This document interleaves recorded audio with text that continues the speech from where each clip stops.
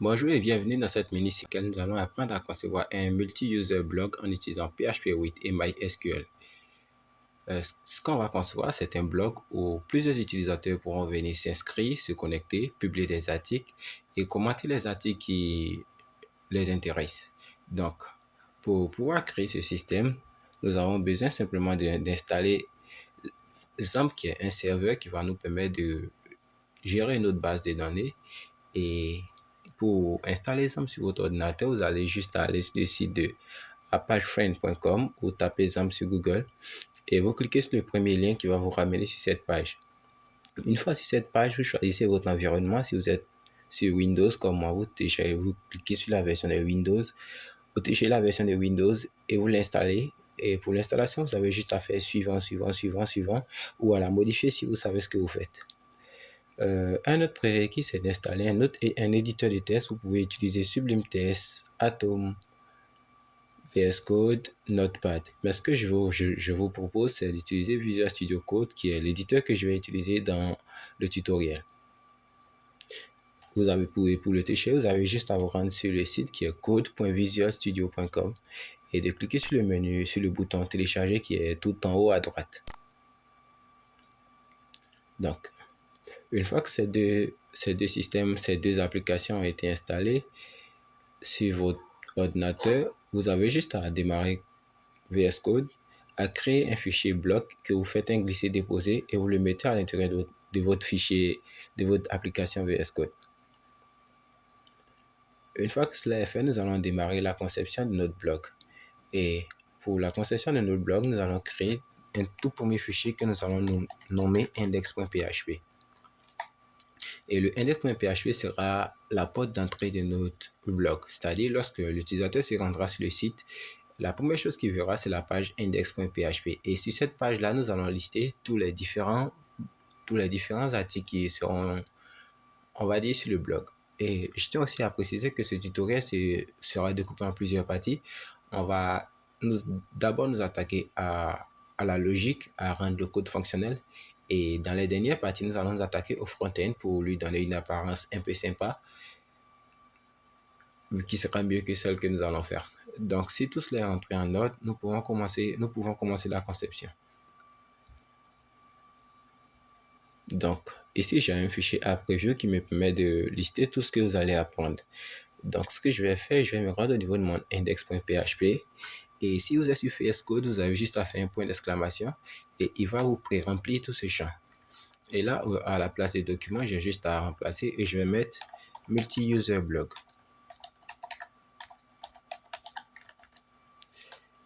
Et ce que je vais faire au niveau du body, je vais juste venir ici, ouvrir une div que je vais appeler contenu. Et à l'intérieur, je vais mettre un H4 et je vais mettre ici un message qui sera dernière publication.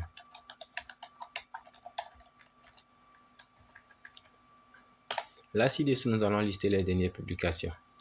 Et pour cela, on va utiliser une base de données. En gros, si vous ne savez pas ce que c'est qu'une base de données, c'est, on va dire, si on va dire en termes manuels, c'est un gros registre qui contient plusieurs informations. On va dire des centaines et des centaines d'informations qui permettent de consulter ces informations à n'importe quel moment, à n'importe quelle date. Et c'est ce que nous allons utiliser ici. Et en installant XAMPP sur votre appareil, vous avez la possibilité maintenant de créer une base de données. Donc, ce qu'on va faire, on va aller au niveau de notre navigateur et vous allez ouvrir un nouvel onglet et à l'intérieur, vous allez taper localhost/phpMyAdmin. Une fois que vous aurez tapé localhost/phpMyAdmin, vous allez tomber sur cette page-là. Et sur cette première page, la première chose que vous aurez fait, vous aurez ici setup, performance schéma, phpMyAdmin et test. Donc, ce que vous allez faire, vous allez cliquer sur une nouvelle base de données si votre ordinateur configuré en français ou s'il est en anglais, vous mettez New Database. Donc, si vous cliquez sur une nouvelle base de données, vous allez tomber sur cette page. Et là, maintenant, pour la base de données, nous allons l'appeler blog. Et Une fois que la base de données est créée, la première chose que nous allons faire, c'est que nous allons vouloir prévisualiser notre application. Et pour prévisualiser notre application, puisque vous utilisez XAMPP, alors vous utilisez la dernière version de PHP. Et pour prévisualiser notre application, nous avons besoin de lancer le code PHP à travers un serveur. Et grâce à la version 8 de PHP, on n'est plus obligé d'aller créer le dossier dans le dossier du projet, dans le dossier htdoc de XAMPP. Vous pouvez le créer n'importe où. Et une fois que vous êtes dans votre projet, vous avez juste à aller au niveau du terminal si vous êtes sur VS Code et cliquer sur Nouveau terminal. Vous allez avoir comme moi ce terminal-là qui apparaît. Et une fois que ce terminal apparaît, vous allez juste taper la commande php-s. Ici, vous allez mettre un localhost. Et ici, vous allez choisir un port sur lequel vous allez lancer votre application. Par défaut, je prends le 500. Et une fois que le port est choisi, vous faites un coup de entrée. Et il mettra un petit temps selon la vitesse de votre ordinateur. Et une fois que c'est fait, il vous dira que le serveur de développement a démarré sur http localhost le port que vous aurez choisi. Et pour l'ouvrir, je maintiens le contrôle et je fais un clic dessus. Et si je fais ça au niveau de mon navigateur, j'ai bien ma page qui s'affiche. Donc, ce qu'on va faire, c'est qu'on va maintenant venir parler de la logique de notre blog. En gros, notre blog permettra aux utilisateurs de faire des posts. Donc, ces posts-là seront contenus, on va dire, dans un livre. Et ce livre-là, on va appeler ici, on va les appeler tables. Et ces tables seront créées à l'intérieur de notre base de données. Donc, ce livre qui va contenir toutes les publications des utilisateurs, on va l'appeler post au pluriel ou bien publication en français. Et pour créer cette table-là au niveau de la base de données, vous avez juste à aller là où vous avez créé votre base de données et cliquez sur la base de données que vous avez créée. Et là, vous allez voir une nouvelle table ou new table si vous avez mis votre ordinateur en anglais. Et pour la nouvelle table, vous allez mettre le nom de post. Et ici, pour le nombre de colonnes, vous allez laisser à 4 pour le moment. Et vous allez cliquer sur exécuter. Une fois que vous aurez fait ça, il va créer, on va dire, la table, mais il va vous demander quelles sont les colonnes de la table. Et c'est là qu'il faut bien choisir parce que ce qu'on veut, c'est de savoir quels sera le contenu de ces posts-là. Cette table publication va contenir quoi? Elle va contenir des posts, mais qu'est-ce que vont contenir ces posts-là? Les posts vont contenir un titre, un contenu. Et donc, pour identifier les différents posts, nous avons besoin de savoir quel poste appartient à qui, quel poste est venu premier, quel poste a été créé quand. Et pour pouvoir savoir quel poste vient en premier ou en dernier, on a besoin d'un identifiant. Et pour créer cet identifiant, au niveau de la colonne nom, nous allons mettre un ID. En gros, nous allons abréger identifiant. Ensuite, nous allons dire que le poste a un titre. Et ici, encore, le poste a un contenu. Et le contenu, nous allons dire qu'il est de type test. Le type test, c'est-à-dire peut contenir plusieurs centaines de caractères. Et pour le titre, nous allons dire qu'il est de type Pacha et qu'au maximum, il va contenir 25 caractères pour le titre. Et si on fait ça, qu'on déroule, on descend un peu. Si je vais au niveau de index pour la ligne ID identifiant, vous prenez l'index primaire. Là, vous cliquez sur exécuter. Et vous allez faire glisser cette barre-là et vous allez venir la mettre en AI, en auto-increment. C'est-à-dire, si un poste a été créé et un autre poste vient se créer automatiquement, il mettra le premier poste à 1 et le second poste à 2. C'est-à-dire, il fera toujours un plus 1 à l'identifiant. Comme ça, deux postes n'auront jamais l'identifiant et c'est ce qu'on veut. Une fois que vous aurez fait ça, vous aurez juste besoin de cliquer sur exécuter. Non, vous aurez juste besoin d'aller tout en bas et cliquer sur enregistrer. Une fois que vous allez cliquer sur enregistrer, il créera la table poste. Et si vous déroulez la table poste, vous allez voir que pour le moment, elle est vide. Elle contient ID, un titre et un contenu. Et c'est le contenu de cette table poste là que nous allons vouloir prévisualiser au niveau de notre application pour le moment. Et pour prévisualiser ce contenu-là, il va falloir qu'on puisse connecter notre application PHP à cette base de données. Alors, pour connecter notre application à cette base de données, nous avons juste besoin ici de créer un nouveau dossier que nous allons appeler DB. À l'intérieur de ce dossier DB, nous allons créer un fichier qui sera connect.php qui va permettre de se connecter à la base de données. Et à l'intérieur de ce connect.php, nous allons ouvrir la balise PHP. Et ici, nous allons créer une variable que nous allons utiliser pour nous connecter à la base de données. La variable sera $connect. Et pour se connecter à la base de données, nous allons utiliser la méthode PDO qui sera new PDO. Et ici, ça sera MySQL t.lehost qui sera 127.0.0.1. Et ici, le DB name, le database name, le nom de la base de données. Dans mon cas, je l'ai appelé blog. Le nom de la base de données, c'est ce nom-là. Ce nom que vous avez donné à votre base de données. Dans mon cas, je l'ai appelé blog. Et ensuite, vous allez mettre le nom d'utilisateur de la base de données. Par défaut, c'est root. Et le mot de passe de la base de données, par défaut, c'est vide. Une fois que vous avez fini de renseigner ce fichier au niveau du connect.blade.php, nous allons le lier à notre page index.php. Et pour le lier, nous allons juste aller tout en haut de la page et juste avant le doctype.html, nous allons ouvrir la balise PHP, faire des coups d'entrée pour mettre de l'espace et ici nous allons faire un include. Et ce que nous allons inclure se trouve dans le dossier DB et le fichier s'appelle connect.php. Et ici, je mets un commentaire qui est inclure la liaison avec la base de données. Si vous faites ce que vous retenez sur votre application et que vous actualisez, et que vous n'avez pas d'erreur, alors la liaison est faite. Et pour tester encore si la liaison est faite, vous pouvez aller au niveau du fichier qui se permet de se connecter à la base de données et mettre un faux nom pour la base de données. Dans mon cas ici, je vais essayer EEblog, sachant qu'au niveau de ma base de données, je n'ai pas une base de données qui s'appelle EEblog. Et cette fois, si j'actualise, il me dira que no database EEblog, c'est-à-dire il me dira la base de données EEblog n'existe pas. Donc, c'est une petite vérification que vous pourrez faire pour vérifier si votre connexion à la base de données est bien ou pas.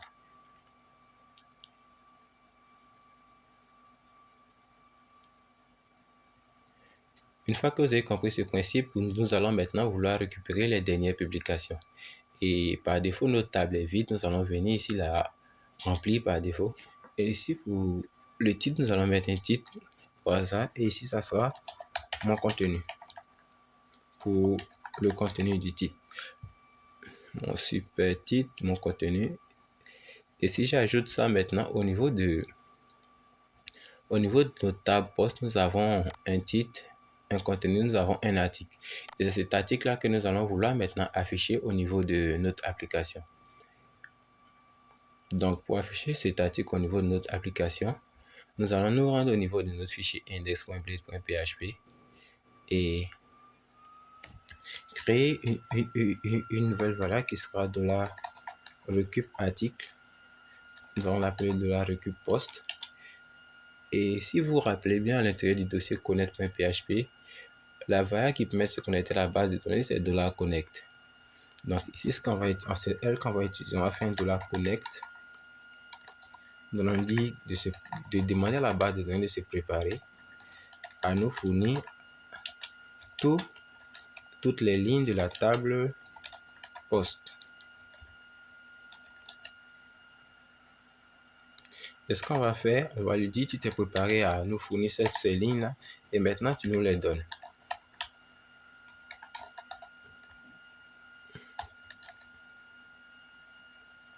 Une fois que vous avez fait ça, vous pouvez aller actualiser pour voir si vous n'avez pas d'erreur. Et si vous n'avez pas d'erreur, vous pouvez continuer. Là, vous rentrez juste en dessous de là où vous avez mis dernière publication et vous allez ouvrir le code PHP.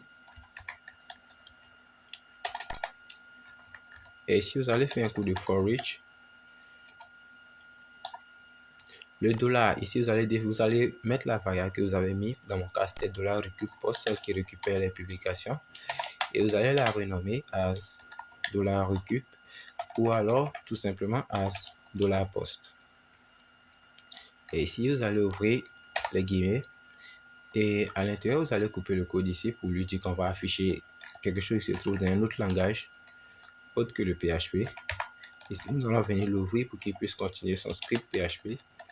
Et à l'intérieur, ici, je vais mettre un div qui sera point de type post. Et ici, il y a une autre div qui sera de type titre. Et à l'intérieur, ici, je vais afficher le titre de la publication. Et pour afficher le titre, on a récupéré tous les éléments dans cette variable de la récup post qu'on l'a renommé en post. Et ces éléments-là, c'est le titre et le contenu. Alors, si je vais récupérer, je dois récupérer le titre et le contenu. Donc, ici, ça a été renommé en $post. $post. Et ce que je fais, c'est récupérer le titre. Et n'oubliez pas que le nom que vous mettez ici, au niveau du $post que vous récupérez, doit correspondre à celui qui se trouve au niveau de la base de données. Donc, si ici j'ai mis le titre, je vais tout en bas et je fais un coup de P. Je vais lui donner la classe de contenu.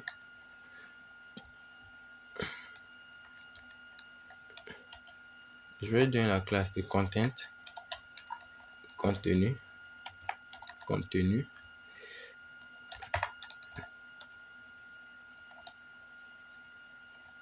Et ici, ce que je vais faire, je vais lui dire que là, je vais récupérer le contenu de ma publication. Et cette fois, au lieu de titre, c'est contenu. Donc, une fois que cela est fait, j'enregistre. Et si je me rends au niveau de mon site et que j'actualise, je récupère mon super titre et mon super contenu. Si encore je reviens, que je duplique cette ligne et que je mets mon super titre 2 et que j'exécute, là j'ai deux lignes au niveau de ma table post. Et si je retourne sur mon site et que j'actualise, j'ai bien mon super titre et mon super titre 2. Et ce qu'on va faire pour que ça soit encore plus visible, on va juste supprimer tout ça. Le premier titre, on va le mettre dans une balise A qui génère un lien. Et ici, on va lui dire que par défaut, il est redirigé vers rien. Et ici, on aura le titre. Comme ça, le titre sera affiché sous forme de lien et on pourra cliquer là-dessus.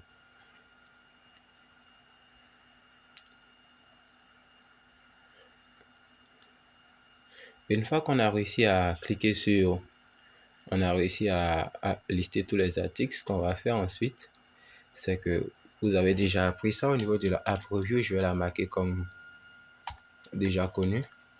Et ce qu'on va faire, on va utiliser, au lieu de lister au lieu de lister, d'utiliser cette manière de récupérer les articles, parce qu'imaginons que nous allons avoir un système de commentaires. Pour récupérer les commentaires, nous allons devoir écrire ce même code. Donc, pour ne pas avoir à nous répéter, nous allons créer un fichier que nous allons appeler fonction qui va permettre d'appeler ce bout de code à chaque fois et de ne pas le répéter. Donc, ce qu'on va faire, on va aller au niveau de la branche principale de notre application, de notre projet. Et nous allons créer un fichier que nous allons appeler function.php.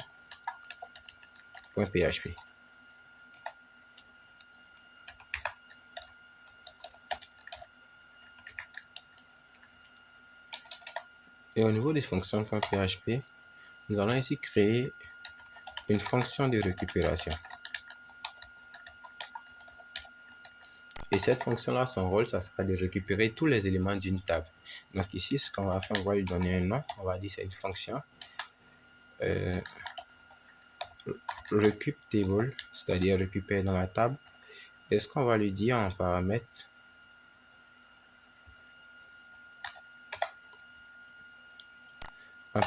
doit prendre d'abord la table dont on veut récupérer le contenu. Et ici, la variable qui permet de se connecter à la base de données. Et ce qu'elle va faire, cette fonction, c'est qu'elle va faire, on va mettre ici un coup de $query égale à le connect qui provient de la base de données.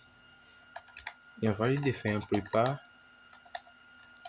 select all from. On va lui dire que tu sélectionnes tout depuis la table de la table quand tu passes en paramètre.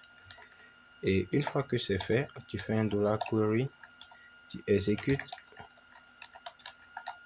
ce que tu as demandé à la base de données se préparer. Et une fois que l'exécution est terminée, tu retournes le résultat. Tu retournes la réponse. Donc, si on retourne au niveau de notre code et qu'on actualise, on n'a rien bousillé pour le moment. Et si on va au niveau de index.php, on va juste supprimer. Si on supprime ça et qu'on retourne au niveau de... Vous allez voir qu'il dit que la variable $recup_post n'existe pas. Donc, il nous affiche un message d'erreur. Et cette fois, $recup_post sera égal à cette fonction que nous avons créée, qui est recup_table. Et en paramètre, on va lui passer le connect. Et le nom de la table, dans notre cas, c'est post. Et ce qu'on va faire, c'est qu'on va inclure ce fichier-là, ce fichier function.php,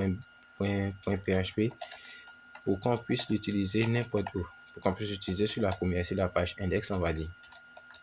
Donc, si j'inclus le fichier function.php, et si je retourne au niveau de mon site web que j'actualise, j'ai bien à nouveau tous mes articles que j'ai listés.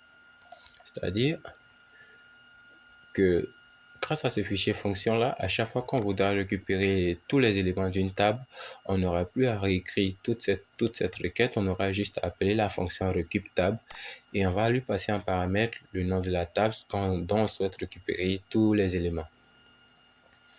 Donc ce que je vais faire, c'est que je vais aller encore au niveau de mon app review et marquer que vous avez appris à utiliser une fonction de base, on va dire.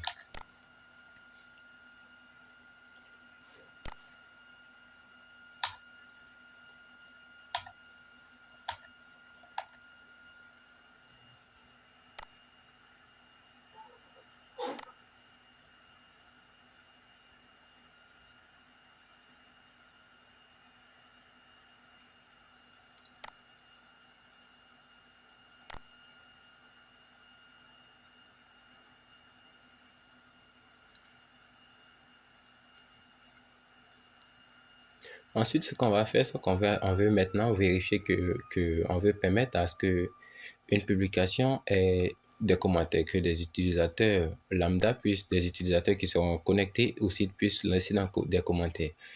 Et pour gérer ce système-là, il va falloir qu'on aille au niveau de notre base de données et créer une nouvelle table que nous allons appeler comment, qui sera la table de commentaires. Donc ici, on va l'appeler commentaire en français. Et chaque commentaire aura un identifiant. Et chaque commentaire concernera un post. Pour savoir tel commentaire concerne tel post, on utilise l'identifiant de la table post, c'est-à-dire si plusieurs personnes bavardent ensemble et qu'un groupe de personnes s'intéresse à une conversation, la conversation que ce groupe-là s'intéresse devient le sujet principal. Alors, il devient la clé étrangère de leur conversation. Donc, ici, pour faire passer la clé étrangère, pour qu'on puisse dire à ce commentaire-là que tiens, tu appartiens à telle publication, on doit lui faire passer ici l'identifiant du post. Donc, ici, ce qu'on va faire, on va lui faire passer le post ID, l'identifiant du post. Vous pouvez l'appeler comme vous voulez, mais c'est mieux qu'il soit post ID. Et ici, ce qu'on va faire, on va lui dire que là, c'est le commentaire concerné. Et le commentaire sera de type texte, parce que les gens bavardent beaucoup. Le post ID restera un int et le ID restera un int. Et si vous scrollez un peu là-bas, au niveau du ID, vous le mettez en primaire. Vous exécutez, vous mettez toujours en auto-increment. Et au niveau du post ID, vous le mettez juste en index. Et vous allez tout en bas et vous enregistrez. Là, à votre droite, il va créer une nouvelle table qui va appeler commentaire. Et une fois que cette table est créée, on va vouloir que lorsqu'on clique sur l'un des titres ici présents, on puisse tomber sur une page qui va lister tous les commentaires qui ont été effectués pour cette publication. Donc, ce qu'on va faire, c'est qu'on va vouloir effectuer un clic sur ce bouton-là pour passer à une autre page.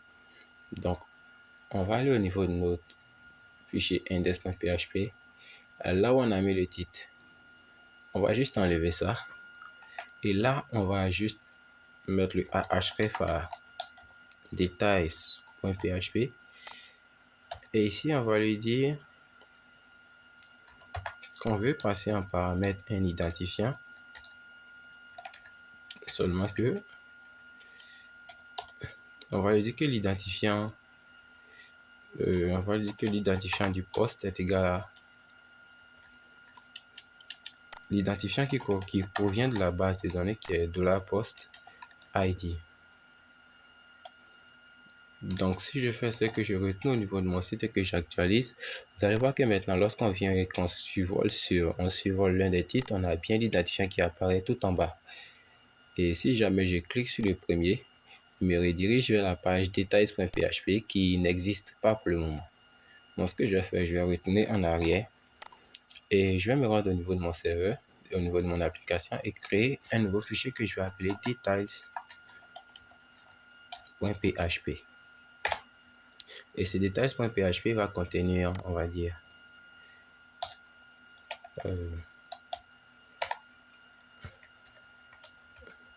il va contenir d'abord la publication et aussi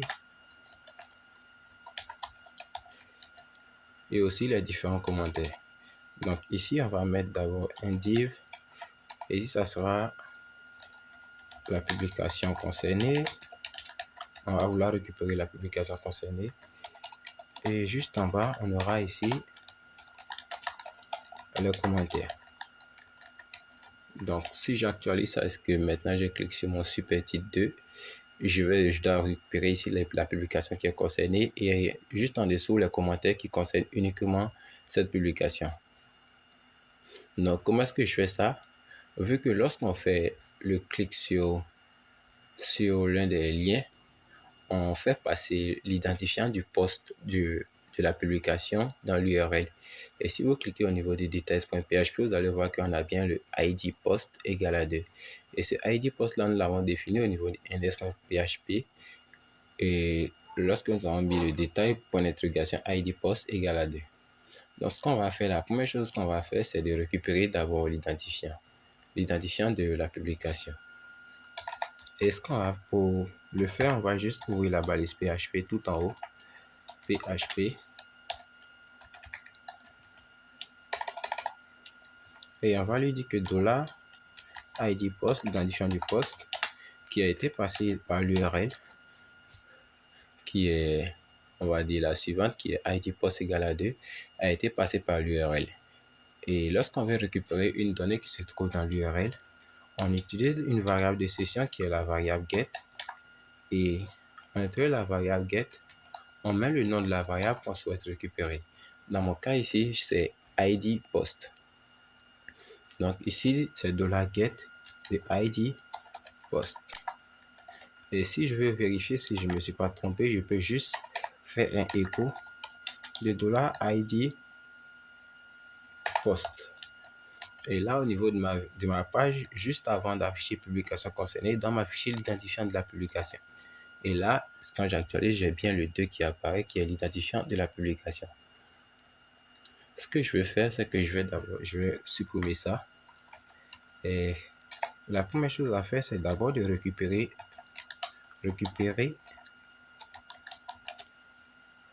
la publication concernée.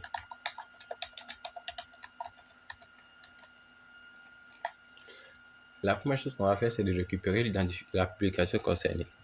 Et pour récupérer la publication concernée, nous allons utiliser toujours la fonction. Et ici, nous allons créer une fonction qui récupère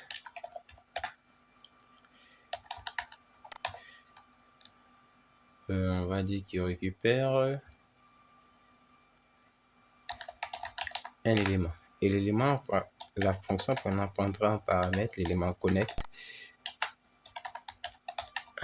la table et on va dire la clé. Et comme d'habitude, on va définir un $query égal à le connect qui permet d'interagir avec la base de données. On va lui demander de se préparer. Je pense que c'est comme ça que ça se passe. Là, on va utiliser les backticks. On va dire que tu fais cette fois un select all from. Tu sélectionnes toute la table. Ouais. Et la clé, on va utiliser par défaut la clé. Ça sera ID. On va dire que l'ID est égal à $clé. Et ce qu'on va faire ensuite, on va faire un $query. On va lui demander d'exécuter ça.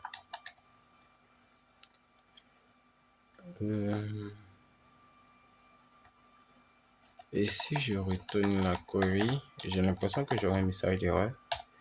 Je ne sais pas pourquoi j'ai l'impression que j'aurai un message d'erreur. Parce que je fais un select all from de la table. Ouais, ID égale à $clé. Et si je retourne au niveau de détail et que je mets $post et que j'appelle cette fonction, je l'appelle recup élément. Recup élément qui prend en paramètre le $connect.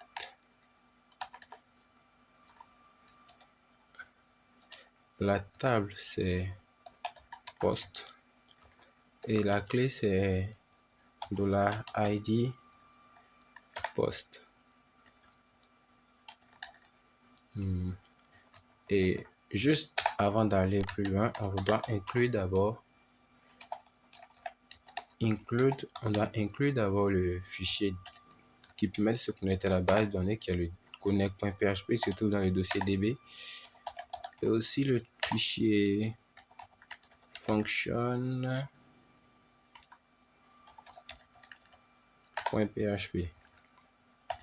Et si je fais ce que j'actualise, je vais ici et que si j'actualise cette fois, argument là 1 cannot be empty. Je savais que j'avais break quelque chose. Si je retourne au niveau des fonctions, et si je mets ici ouais, ID égale à point d'interrogation, et ici je mets un array de la clé.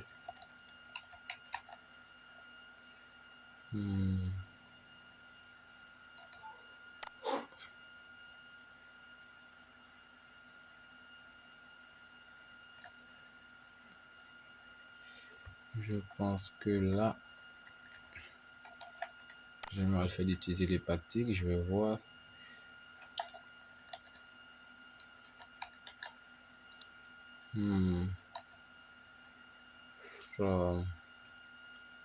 Là, il me dit qu'il ne répond pas. Si j'essaie de faire la concaténation, qu'est-ce qu'il va me répondre? Ah, là, j'ai lui demande de sélectionner tout de la table et où l'ID est égal à ça. J'avais fait une erreur, donc en utilisant la concaténation, ça passe. Donc, pour récupérer la publication,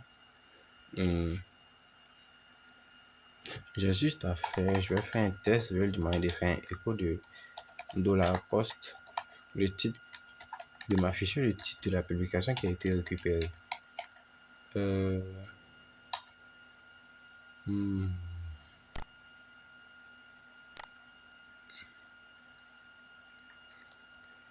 Il ne me l'affiche pas, pourquoi?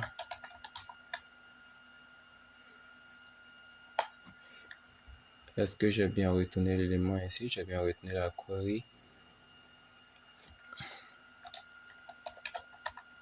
Et si je fais une boucle,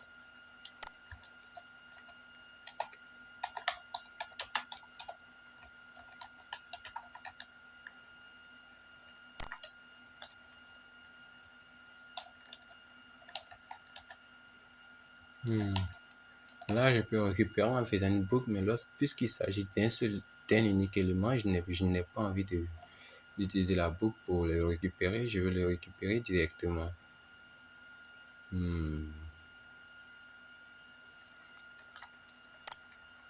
Ce qu'on va faire, on va laisser pour le moment, je vais réfléchir plus tard. Et au niveau où on a mis la publication concernée, nous allons venir supprimer ça. Et nous allons mettre ici une classe qui sera post. Et en l'intérieur, on ouvrira la balise PHP. Et On va juste faire ici le for each. Et à défaut d'appeler directement le titre comme ça, on va juste couper le code PHP, le rouvrir juste en bas. Ici, lui dit que nous allons mettre quelque chose qui est dans un autre langage. Ici, ça sera un titre pour le titre.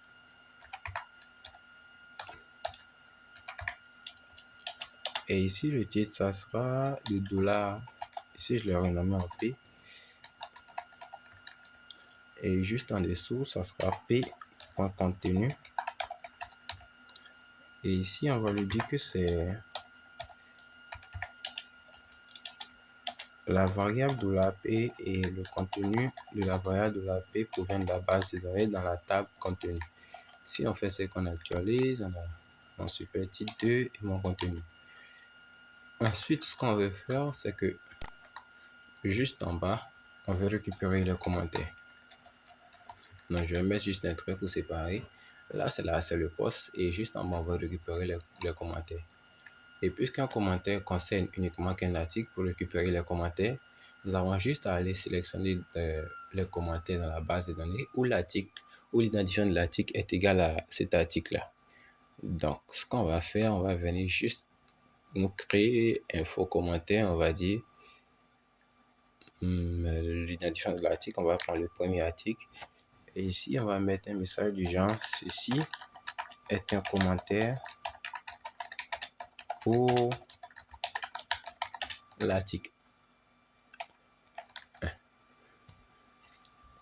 Donc, si je fais exécuter, il me crée bien le commentaire. Et là,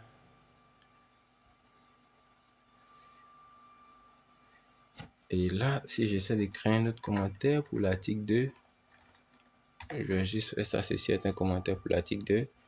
Je vais cliquer sur exécuter. Et maintenant, si je me rends au niveau de la table commentaires, j'ai deux commentaires qui ont été créés, un pour le premier article et un autre pour le second article. Si je rafraîchis la page des détails, il n'y a pas d'erreur. Maintenant, ce que je vais faire, c'est que je vais récupérer ce commentaire. Et ce que je vais faire, c'est que pour récupérer ce commentaire, je vais aller créer une autre fonction encore qui récupère les commentaires. Donc, on va faire une fonction qu'on va appeler récup commentaire qui prendra en paramètre toujours le connect, qui prendra en paramètre encore la table, qui prendra un premier paramètre qu'on va appeler la clé 1 et un second paramètre qu'on va appeler la clé 2. Et ce qu'on va faire pour gagner un peu de temps, on va juste venir là et copier tout ce contenu là et le déverser à l'intérieur. Et là, on va juste mettre clé 1. Ouais, ID. Et là, ce qu'on va faire, c'est le commentaire qu'on va récupérer. On n'a pas besoin de ça. Pour récupérer le commentaire, on a juste besoin de l'identifiant de la publication. Donc, j'ai pas besoin de ça. From là-dedans, c'est comment. Et là, c'est pas ID, c'est post ID. Et là, c'est clé. Puisque j'ai dit que les fonctions, c'était pour éviter qu'on se répète, on va utiliser la même fonction récupérer pour récupérer tous les commentaires. Donc, ce qu'on va faire, on va dupliquer cette ligne-là. Et ici, ça sera le all comment qui sera pour récupérer tous les commentaires. Et cette fois, le nom de la table, c'est pas post, c'est commentaire. Et ici, c'est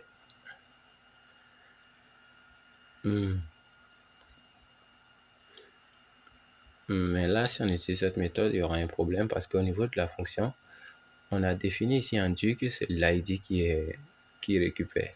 Donc, ce qu'on va faire, c'est qu'on va juste modifier ici qui sera, on va créer une autre colonne au niveau de la fonction, une autre condition au niveau de la fonction. Ici, on va ajouter une variable qu'on va mettre $champ. Et ce qu'on va faire, c'est where, cette fois, c'est where $champ. Ouais. Je pense que la concaténation, moi, on ne s'entend pas trop. Ouais, $champ est égal à point d'exclamation. Et ici, le $champ, nous allons venir le définir dans le cas du poste. Lorsqu'on récupère le poste, le champ c'est ID. Et lorsqu'on récupère le commentaire, c'est post ID. Moi, si je fais, c'est que j'actualise. Je n'ai rien bousillé. Et juste à la place des commentaires, je vais venir récupérer tous mes commentaires ici.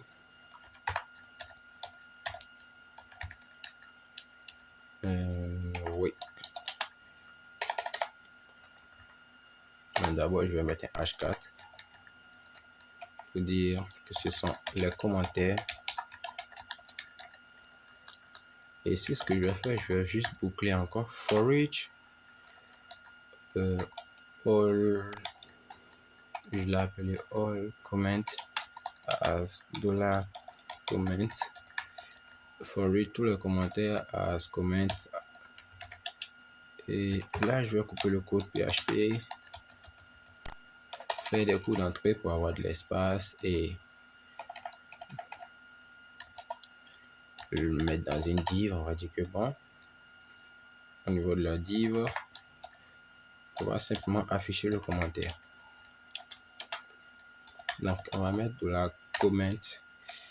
Et le commentaire, on avait mis la colonne commentaire. De la commentaire. Donc, si on le fait, quand on retourne au niveau de notre application qu'on actualise, on a bien ceci est un commentaire pour l'article 2. Et si on supprime tout ça et qu'on retourne au niveau des sites et qu'on clique sur le premier article, on a bien ceci est un commentaire pour l'article 1. Et si je passe de l'article 1 à l'article 2, j'ai bien ceci est un commentaire pour l'article 2.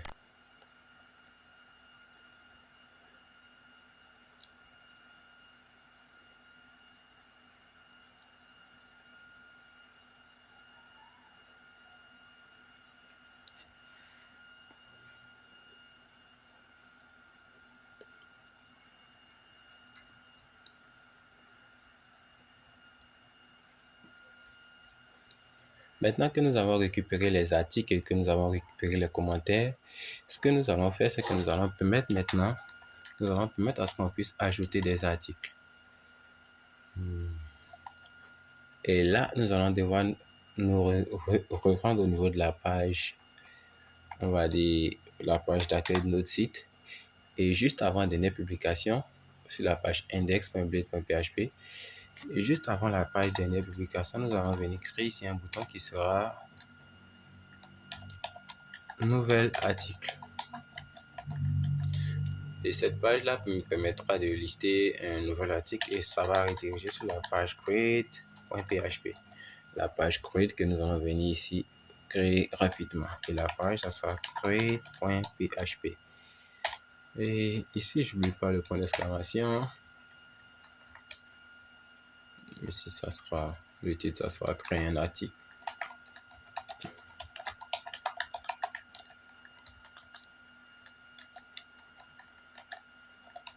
Et juste pour éviter la boute que j'ai fait, je vais juste lui dire de retourner vers index.php. Je vais lui dire que je vais créer un bouton retour ici.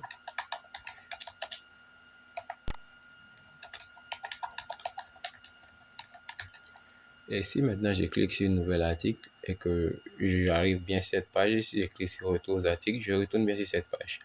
Donc ce que je vais faire, c'est que je vais afficher ici un formulaire qui va permettre d'insérer de nouveaux articles dans la base de données. Donc ce que je vais faire, c'est que je vais ouvrir rapidement un formulaire. Les formulaires permettent de traiter les entrées des utilisateurs et pour les définir, vous avez juste à mettre form. Dans mon cas, je vais lui mettre la méthode post et l'action, je vais la laisser à vide. Et ici, pour le formulaire, il y aura deux champs. Il y aura ici une div. À l'intérieur, il y aura un label pour signifier à l'utilisateur que ici, il doit mettre le titre Le titre sera dans cette zone de saisie qui sera un input de type test. Et une autre div pour le titre ici doit mettre le contenu. Et cette fois, elle ne sera pas dans une input de type, elle sera dans un texte arrière. Ouais, je vais laisser dans un texte arrière. Et si j'actualise ça, j'ai bien mon formulaire qui apparaît. Et juste en dessous de la dernière div, je vais venir créer un bouton que je vais lui donner de type submit. Et ici, ça sera publier mon post. Donc là, on a retour aux articles, on a le champ titre, le champ contenu et le bouton publier mon post. Donc ce que je vais faire, c'est que si jamais l'utilisateur remplit tous ces champs et qu'il clique sur publier mon post, son post puisse aller au niveau de la base de données dans la table post et cette table post va se charger de l'afficher au niveau de cette vue. Donc ce que je vais faire, je vais me rendre au niveau de mon code et venir ici traiter mon formulaire. L'action, je vais la laisser à vide. Et lorsqu'on veut traiter un formulaire, qu'on a des zones de saisie, il faut qu'on donne un nom à chacune des zones où l'utilisateur va entrer des données. Donc, par exemple, la zone où il va saisir le titre, on doit lui donner un nom. Et le nom qu'on va lui donner, c'est le nom titre. On va faire pareil aussi pour le texte area. On va lui donner un nom qu'on va l'appeler contenu. Une fois que vous êtes sûr d'avoir donné un nom à chacune des zones de saisie de votre utilisateur, vous pouvez aller tout en haut de votre code et ouvrir la balise PHP pour commencer à faire le traitement de ce formulaire. N'oubliez pas de fermer la balise PHP. Et pour ne pas commettre de bout, ce qu'on va faire, c'est qu'on va rapidement, on va commencer par inclure le fichier qui permet de se connecter à la base de données. Donc, je vais inclure le db connect.php.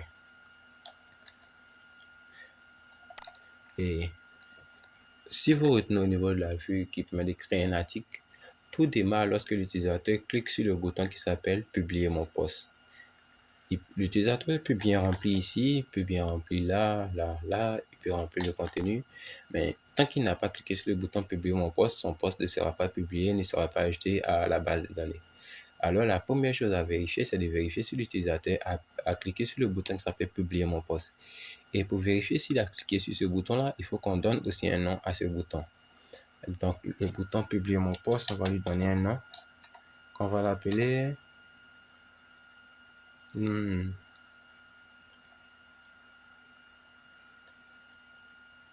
va l'appeler submit simple. On va l'appeler bouton soumettre.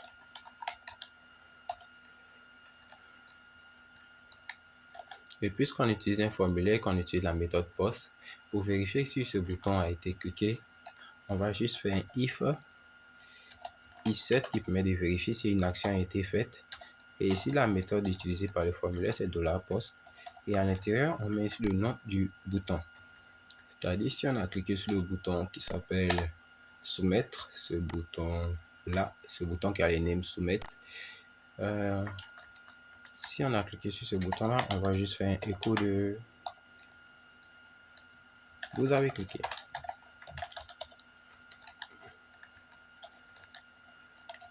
Et si on actualise ça, et que cette fois on clique sur le bouton publier mon post, on remet, on a bien vous avez cliqué. Et pour rendre ça un peu plus joyeux, pour qu'il ne fasse pas le con, on va juste venir ici, on va lui demander de faire un saut de ligne. Ok, ça c'est pas en HTML, c'est en quelque chose, mais je sais pas. Et là, si on clique à nouveau, on l'actualise. Et si on clique à nouveau, publier mon post, vous voyez que j'ai bien vous avez cliqué. Ensuite, la prochaine vérification que nous allons faire, c'est de vérifier si les deux champs sont remplis. Donc, pour vérifier que ces champs sont remplis, il faut que l'utilisateur les saisisse. Mais pour vérifier qu'il ne les a pas saisis, il faut, dans le cas où il ne les a pas saisis, il faut qu'on affiche un message d'erreur. Et ce message d'erreur, on va l'afficher à travers une variable qu'on va appeler have_error, qui passera à vrai, qui sera par défaut fausse,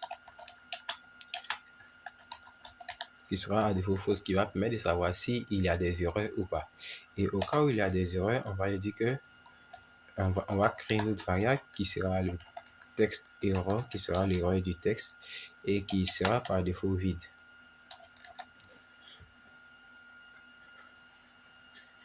Et ensuite, une fois qu'on a fait ça, on doit maintenant venir attribuer des variables à chacun de nos champs parce qu'on ne veut pas se promener et les appeler partout par $post, $post, $post. Dans le cas du titre, on l'a appelé titre. Dans le cas du contenu, on va l'appeler contenu. Donc, on doit venir leur donner des noms, leur attribuer des noms des variables. Donc, on va indiquer $titre. Il sera égal à $-8 post titre. Et $contenu sera égal à $-8 post. Et ici, ça sera contenu.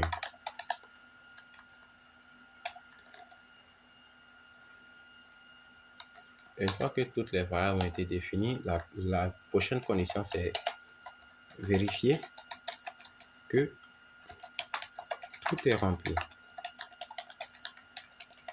Donc, pour vérifier que tout est rempli, on va utiliser la condition if différent des empty. Pour ceux qui se connaissent en anglais, empty ça veut dire vide, c'est-à-dire si c'est différent de vide. Et à l'intérieur, on va mettre le nom de la variable qu'on veut vérifier qu'elle est différente de vide. If différent de empty de titre, si le titre est différent de vide. Et aussi le contenu est différent de vide. Si le titre et le contenu sont vides, alors on continue. Et sinon, la variable qui permet de savoir s'il y a des erreurs va être passée à vrai. Parce que là, il y aura une erreur, il y aura quelque chose qui ne sera pas rempli. Et si la variable qui contient le test de l'erreur sera veuillez remplir tous les champs.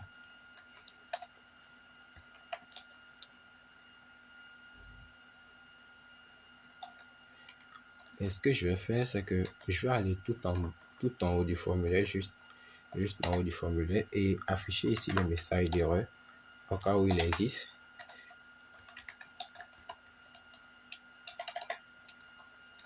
Donc, je vais faire un coup de if is7 $have error, c'est-à-dire si jamais la variable qui s'appelle have error est à vrai, on va juste faire un écho de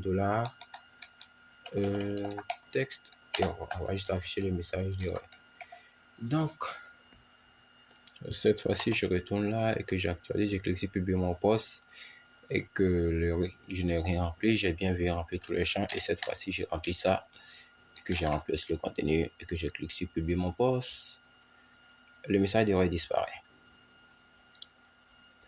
Donc, ce qu'on va faire ensuite, c'est que au cas où l'utilisateur a rempli, il a renseigné le titre et le contenu, on veut uploader, on veut ajouter son poste au niveau de la base de données et le prévisualiser au niveau du site. Donc, pour l'ajouter au niveau de la base de données, nous allons venir créer ici une variable qu'on va appeler de la query qui va prendre en paramètre la variable connect.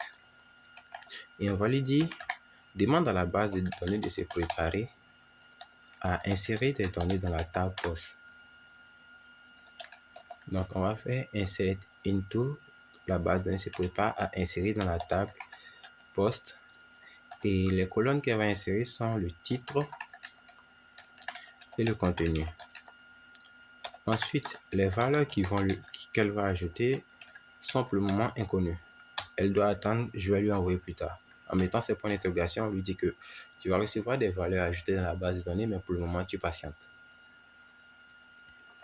Donc, une fois que la base de données a compris ce principe, on va juste venir tout en bas et lui dire c'est bien, tu as bien attendu les valeurs.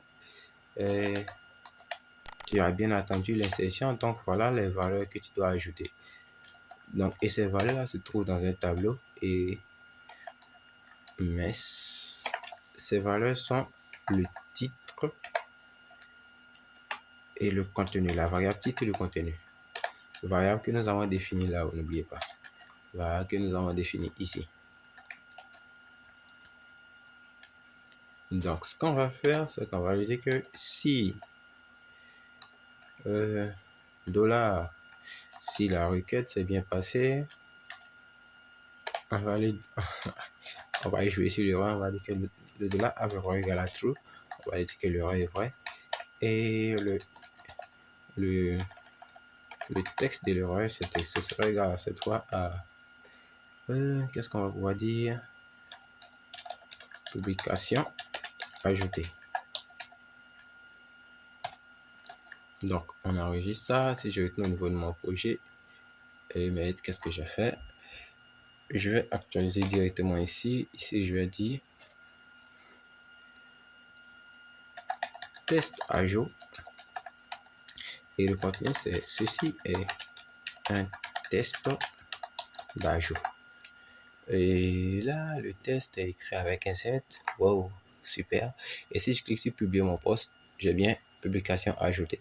Et si je retourne maintenant aux articles, j'ai bien test ajout qui a été créé. Donc, vous avez maintenant appris comment insérer des données au niveau de la base de données. Donc, je vais la marquer, je vais noter ça au niveau de le app preview que cela a été fait. Ensuite, un petit truc que nous allons apprendre à faire, c'est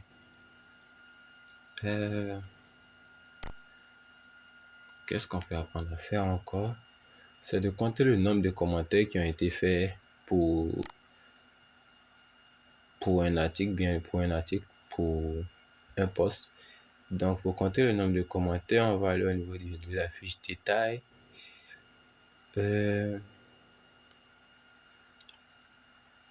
Au niveau de les commentaires, puisqu'on récupérait tous les commentaires à travers la variable de la allComment, au niveau de les commentaires, là où on a mis les commentaires, voilà, on va juste venir ici et on va juste faire un $allComment et on va lui dire de compter toutes les lignes qu'il va trouver. Donc, on va lui demander de compter toutes les lignes comme un grand. Et si je fais ce que j'actualise, les commentaires, il me dira qu'il a trouvé un seul commentaire. Et pour que ça soit plus joli, je vais mettre ça en parenthèse. Et là, il me dit qu'il a trouvé un commentaire pour cet article-là. Donc, si je retourne au niveau des nouveaux articles que j'ai créés, par exemple DFDF, il me dit qu'il n'a trouvé aucun commentaire. En gros, vous avez appris maintenant comment compter le nombre de commentaires sur une publication. Ainsi prend fin la première partie de cette conception de blog. Dans la seconde, nous allons apprendre à créer un espace utilisateur pour que lorsque les utilisateurs viennent sur le blog, ils puissent s'inscrire, se connecter et pouvoir faire des publications. Pour le moment, on a permis à ce que n'importe qui accède au blog puisse faire des publications, mais dans la prochaine étape, nous allons réserver cette partie-là uniquement aux utilisateurs qui seront inscrits et connectés sur le site. Donc, merci d'avoir suivi la vidéo et si jamais vous avez appris quelque chose, n'hésitez pas à vous abonner et activer la cloche de notification pour soutenir la chaîne.